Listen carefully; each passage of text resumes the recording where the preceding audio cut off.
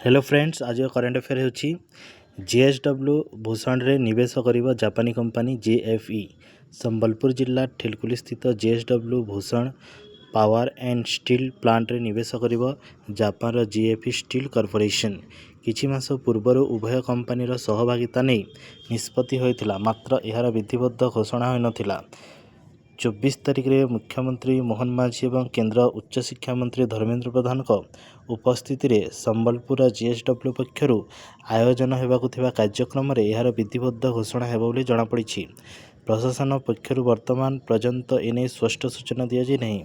सूचना अनुसार 31,500 कोटी कारखाना रे जेएसडब्ल्यू बीपीएसएल सहित जापान जेएफई स्टील कॉर्पोरेशन 15,750 कोटी लेखाएं उभयों समान अंशदान रहिबो। वर्तमान जेएसडब्ल्यू संबलपुर रे जेएसडब्ल्यू कलिंग स्टील 100% निवेश रही।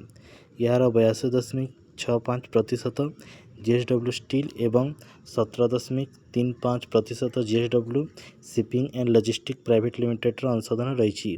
भूषण मालिकाना थिबा एही कंपनी को 2021 मसीह जेएसडब्ल्यू अधिग्रहण करथिला।